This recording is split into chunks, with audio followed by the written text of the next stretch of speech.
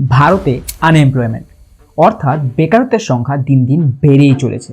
2021-এ যার হার ছিল 6%, 2024-এ এসে তা দাঁড়িয়েছে 9.2%। ভারতে বেকারত্ব বাড়ার অনেকগুলি কারণ রয়েছে, কিন্তু আজকে আমরা শুধু তিনটির সম্বন্ধে আলোচনা করব। প্রথম এবং সবচেয়ে বড় সমস্যা হলো শিক্ষা ও দক্ষতার অভাব। আমাদের শিক্ষা ব্যবস্থা অনেক সময় আমাদের প্র্যাকটিক্যাল স্কিল শেখায় না।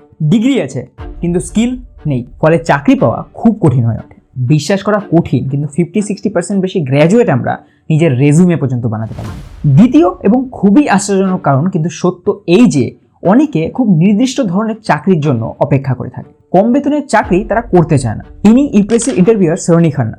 এরার মতে आपको पता है जितने लोग अनएम्प्लॉयड हैं इंडिया में, उसमें मोर देन 80% लोग गवर्नमेंट जॉब की तैयारियां कर रहे हैं, इसलिए अनएम्प्लॉयड हैं। Last but not the least, স্বচ্ছ নীতি এবং সরকারি কর্মস্থানের অভাব। সরকারি চাকরির সংখ্যা দিন দিন কমেই যাচ্ছে এবং যেটুকু আছে তাতেও নিয়োগ বিলম্ব এবং এক্সট্রিম কারাপশন দেখা যাচ্ছে। ফলে যোগ্য স্টুডেন্টরাও চাকরি হারা হয়ে পথে বসছে।